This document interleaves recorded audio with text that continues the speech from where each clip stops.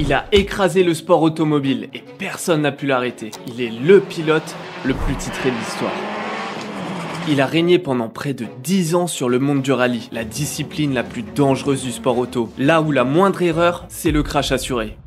Mais derrière la légende, un parcours semé d'embûches, de rebondissements et parfois de coups du sort digne d'un scénario hollywoodien. Ce que tu vas découvrir dans cette vidéo, c'est bien plus qu'une histoire de victoire. C'est une leçon de vie, une histoire où l'échec a souvent côtoyé la réussite et où rien n'était jamais gagné d'avance. Il a fait rêver toute une génération de passionnés et de futurs pilotes. Il a fait briller une marque de voiture française grâce à son coup de volant exceptionnel et son mental d'acier. Que ce soit sur la terre, sur le bitume ou sur la neige, rien ne lui résistait. Un homme tellement talentueux et n'ayant jamais peur de rien qu'il va même s'attaquer à un événement encore plus dangereux que le rallye.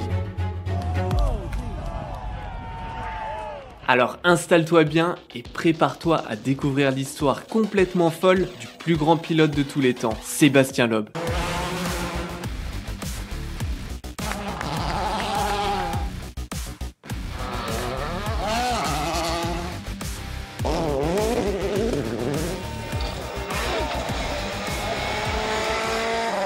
Né en 1974 à Haguenau en Alsace, Sébastien Loeb n'était clairement pas destiné à la gloire automobile. Avec deux parents professeurs, sa mère dans les mathématiques et son père dans l'éducation physique, Sébastien, sous l'impulsion de son père, va commencer la gymnastique dès l'âge de 3 ans. Et dès l'enfance, Sébastien va rapidement se distinguer par sa détermination et son envie de gagner. D'ailleurs, c'est avec la gymnastique qu'il va connaître ses premières victoires, et pas des moindres. Il sera titré 4 fois champion d'Alsace, puis il finira 5e au championnat de France. Déjà quelques prémices à sa future carrière. Mais si tout le monde le connaît aujourd'hui, c'est pas pour la gymnastique, mais bien pour la vitesse. Et justement, la première fois où il va goûter à ses premières sensations de vitesse, ça sera avec la 208 T16. Ah non, désolé, je m'emballe. Ça, c'est pour après. Comme tout adolescent de cette époque, il va faire l'acquisition d'une mobilette, la mythique 103 SP. Et c'est à ce moment-là précis que tout va basculer pour Sébastien Loeb. À tel point qu'il va même sécher les cours pour faire de la mob avec ses potes. Alors qu'il était à la base un bon élève, il passera toute son adolescence sur sa mobilette. À passer ses après-midi à bricoler dessus et à faire des pointes de vitesse, il participera même à des compétitions avec toute sa petite équipe. Ce sera sa première découverte de la compétition motorisée. Mais bon, à cette époque, il manquait vraiment de moyens financiers pour aller plus loin. D'ailleurs, il manquera tellement de moyens que sa première voiture, c'est sa grand-mère qui l'achètera. Une R5 GT Turbo. Et là, c'est le début des folies et des problèmes. Lui et ses potes étaient tellement fous et passionnés qu'ils s'amusaient à faire des courses sauvages en pleine ville ou sur des parkings. De son côté, Seb s'entraînait à se faire des contre-la-montre en solo sur les routes de campagne, avec le but de toujours freiner le plus tard possible et de passer dans les virages le plus rapidement possible, essayant d'améliorer son chrono à chaque passage. Mais forcément, tout ça lui apporte beaucoup de problèmes avec la gendarmerie. Plusieurs amendes, plus le fait de devoir changer ses pneus et ses freins tous les mois à cause de sa conduite de fou, Sébastien se retrouve vite à court d'argent. Mais encore pire, un jour il se fera flasher à plus de 140 km/h en pleine ville. Il écopera d'une suspension de permis de 6 mois et 6 points en moins. De quoi bien le calmer. Non, je rigole. 3 jours plus tard, avant que la décision de la suspension soit rendue, il se refait flasher et perd encore 6 points. Mais en plus d'être complètement taré, il a aussi beaucoup de chance, car cette deuxième contravention n'arrivera jamais. Il échappe donc de peu au retrait définitif de son permis. Il enchaîne donc plusieurs petits boulots en Allemagne et reprend les études pour devenir électricien. Mais bon, Sébastien a toujours cette passion qui le démange et il compte bien tout mettre en œuvre pour réussir dans ce domaine. Et justement, en 1995, une chance se présente à lui. Il voit passer une annonce particulièrement adaptée à ses rêves et qui pourrait changer sa vie. L'opération Volant Rallye Jeune. En gros, c'est des sélections qui permettent de repérer les futurs talents du rallye. Et l'avantage, c'est que la voiture est fournie. Et ça tombe bien, parce qu'il a toujours pas un rond. Mais le plus important, c'est que le vainqueur de ces sélections se verra offrir un volant en rallye, le rêve de toute une vie pour Seb. Il commence donc les sélections avec ses rêves en main et réussit à passer la première étape de qualification régionale plutôt facilement. Sur 15 000 participants, ils ne sont plus qu'une poignée, mais c'est surtout les meilleurs de chaque région. En face de lui, il a affaire à des jeunes qui sont limite nés dans une voiture, des mecs issus d'écoles de pilotage, biberonnés au samplon 95, alors que lui à la base, il s'amusait juste à faire le con sur les routes de campagne. Et pourtant, il va livrer une prestation de fou et va rouler sur la compétition. Il va remporter la super finale face à tous ses cracks. Avec cette prestation incroyable et après avoir démontré à tout le monde qui était le meilleur, le résultat est sans appel. Sébastien Loeb est le grand gagnant de cette édition 95. La FFSA lui offre donc sa place en rallye comme prévu. Et Sébastien peut donc enfin commencer son rêve. Non, je déconne. Ils ont fait gagner le deuxième, parce qu'il avait plus de relations avec le jury. Même dans un sport où la seule vérité absolue est celle de celui qui franchira la ligne d'arrivée en premier, ils ont quand même réussi à lui mettre à l'envers. Après cette désillusion, Seb retourne donc à sa vie et retourne travailler sur ses chantiers. Mais il se laisse pas abattre pour autant. Il revient l'année d'après et remet tout le monde d'accord. 2 années de suite, il se retrouve en finale devant plus de 15 000 participants. Malheureusement, cette fois-ci, il prendra trop de risques et fera lui-même une erreur en grande finale. Décidément, le sort s'acharne. Mais pourtant, un homme va changer sa vie lors de cette édition. Dominique Heinz. Et vous allez voir juste après que sans cet homme qui a tout donné pour son poulain, Loeb ne serait pas le champion qu'on connaît aujourd'hui. Et quand je vous dis tout donner, c'est vraiment pas une expression. Dominique et son collaborateur Rémi Mamosser vont voir en Sébastien Loeb un avenir prometteur, là où personne à l'époque ne lui donnait sa chance. Ils le recrutent donc dans leur petite structure Ambition Sport Auto à partir de 1997. Seb fera donc ses grands débuts au volant d'une Peugeot 106 pour sa première spéciale, avec comme copilote Dominique Heinz lui-même. On reparlera après du rôle de copilote, car en rallye, c'est aussi important qu'un pilote. Pour son tout premier rallye, alors qu'il roulait face à des mecs hyper expérimentés, Loeb va survoler la compétition, en laissant de côté la pression et l'inexpérience de ce premier rallye. Et il finira premier, mais c'était pas un coup de chance. Il va réitérer l'exploit pour s'imposer sur 4 épreuves cette année-là. Ses résultats incroyables lui valent d'être élu espoir de l'année par le magazine Échappement. Mais tout n'est pas rose. Une tâche vient assombrir le tableau. Sébastien, poussé par sa soif de victoire, roulait toujours comme un taré, parfois même au-dessus de ses limites. Ce qui lui a valu de se faire une réputation telle que plus personne ne voulait être son copilote, tellement son pilotage faisait peur à tout le monde. Et c'est là qu'entre en jeu le deuxième homme qui va changer la vie de Seb à tout jamais, Daniel Elena. Et leur rencontre est assez particulière, car elle ne s'est pas faite dans les paddocks, mais plutôt au bord de la piste de danse. Doit être vers 3-4 heures du matin,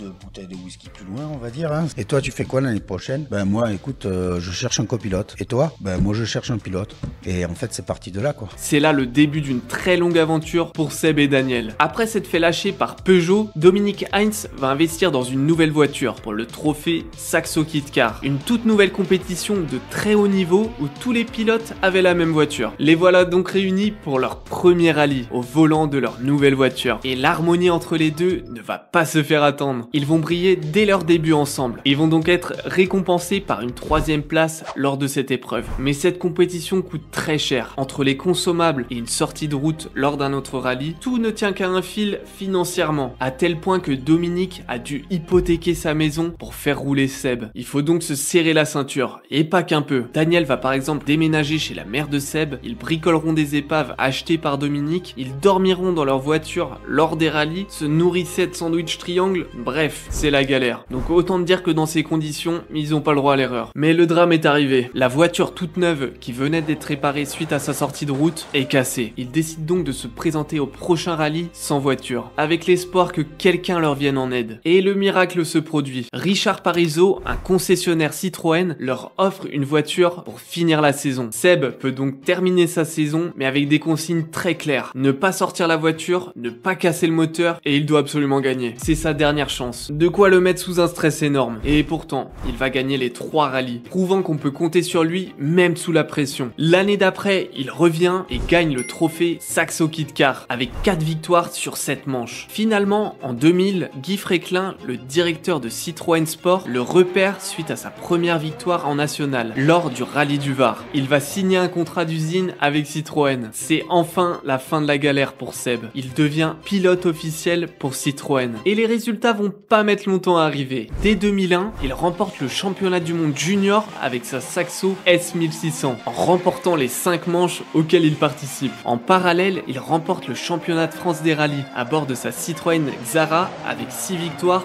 sur 8 courses. Mais la consécration arrive bizarrement avec une seconde place, mais pas n'importe laquelle.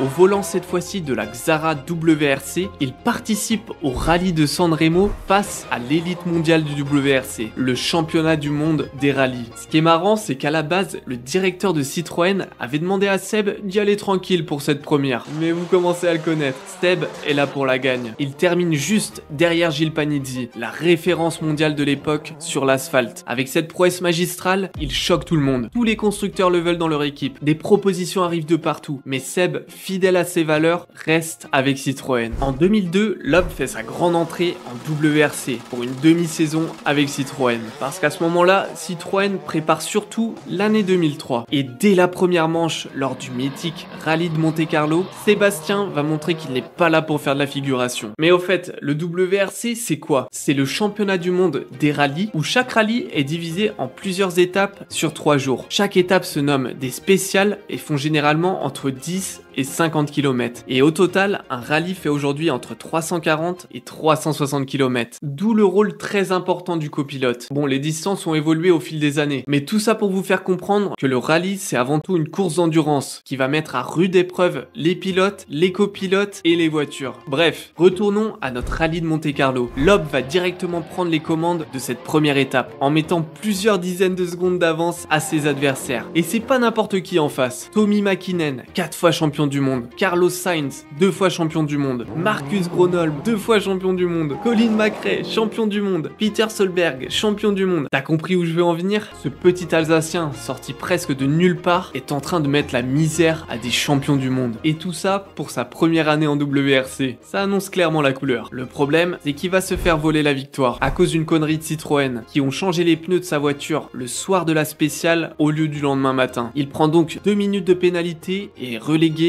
à la seconde place. Mais tout le monde sait qui est le vrai vainqueur, et c'est bien ça le plus important. Quoi qu'il en soit, sa première victoire officielle va quand même arriver cette année-là, avec le rallye d'Allemagne introduit pour la première fois cette année-là. Et d'ailleurs, petite fun fact, durant ses années d'activité, il remportera chaque année cette course, sauf en 2011, où ce sera cette fois-ci un autre Sébastien qui va la remporter. Après cette première année très prometteuse, il est temps d'attaquer les choses sérieuses. Vient maintenant l'année 2003, qui sera la première année complète de Sébastien Loeb. Et après ça, le monde du rallye ne sera plus jamais pareil. Il commence fort en remportant le rallye de Monte-Carlo, et cette fois-ci, il se fera pas voler. Il remporte ensuite le rallye d'Allemagne et le rallye de San Remo. Malgré quelques déconvenues durant la saison, entre casse moteur et abandon, lors du dernier rallye, il sera au coude à coude avec Carlos Sainz et Peter Solberg pour le titre de champion du monde. Mais suite à plusieurs abandons chez Peugeot, la dernière équipe pouvant contester le titre constructeur à Citroën, Citroën ordonne à Sébastien d'assurer un podium pour être sûr d'avoir le titre constructeur. Et Seb, c'est un taré au volant, mais c'est aussi un homme de principe. Il laisse donc s'envoler le titre de champion du monde, à seulement 1 point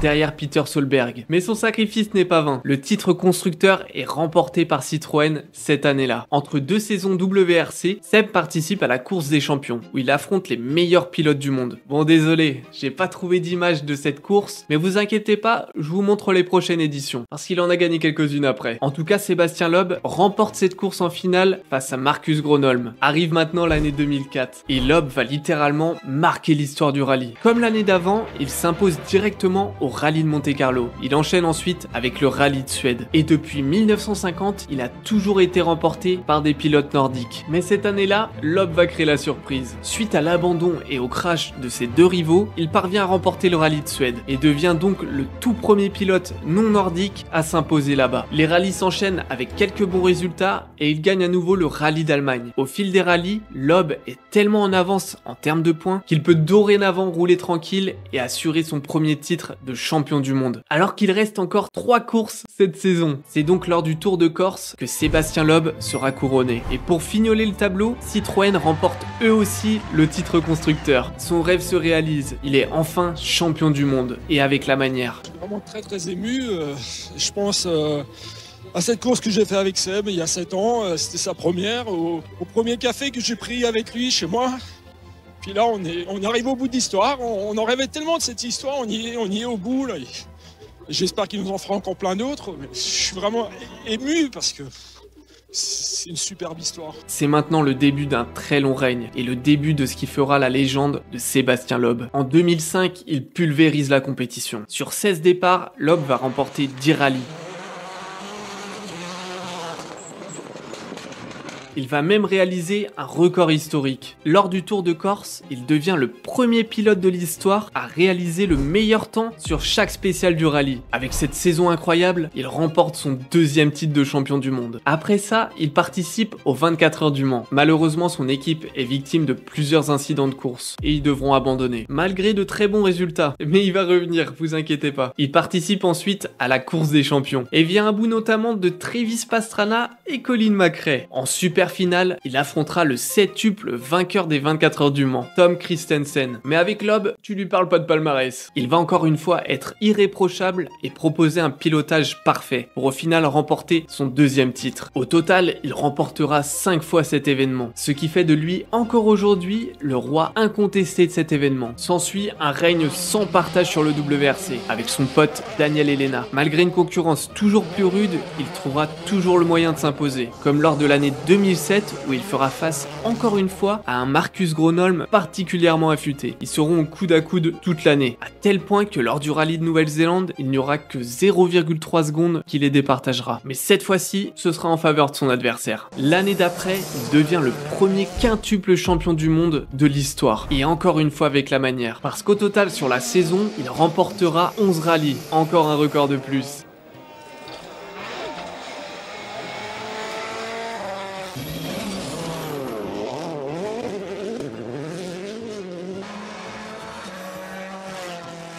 Il finira d'ailleurs en remportant le rallye de Grande-Bretagne, le seul qu'il n'avait pas encore gagné. Ce qui fait de lui le premier pilote à remporter tous les rallyes du WRC. Vous l'avez compris, Seb est l'homme de tous les records. Il gagnera encore 4 fois les WRC par la suite, même face à la nouvelle génération, faisant monter son palmarès à 9 titres de champion du monde. Et le plus incroyable dans tout ça, c'est qu'il les a eu d'affilée. Après toute cette aventure en WRC, Seb, lassé par la discipline... Ouais, c'est une belle stratégie d'équipe, hein. Ouais, non mais ils me font un peu rire dans l'équipe en ce moment là, donc dans le doute on favorise plutôt OG que moi qui suis en tête du championnat, donc bonnes informations pour la suite. Décide de se reconvertir au circuit. C'est pourquoi en fin 2011, Seb et Dominique créent leur propre écurie, Sébastien Loeb Racing. Même s'il avait déjà participé à plusieurs événements comme avec les 24 heures du Mans ou comme je vous l'ai dit tout à l'heure, il a subi un abandon en 2005, il était revenu l'année suivante pour rafler la deuxième place. Mais cette fois-ci, il va vraiment se focus sur ses nouvelles disciplines. Entre le rallycross où il remportera plusieurs victoires, dont une au X-Games avec près de 10 secondes d'avance sur Ken Block, ses victoires en GT Series avec sa McLaren MP4, les WTTC où il finira 2 fois 3ème du championnat avec encore une fois pas mal de victoires. Il remportera aussi le championnat d'Extreme E en 2022, une sorte de rallye mais en SUV électrique. On a même failli voir Sébastien Loeb en Formule 1 parce que oui, il a fait des essais en F1 avec Red Bull, mais il devait se concentrer sur sa carrière WRC.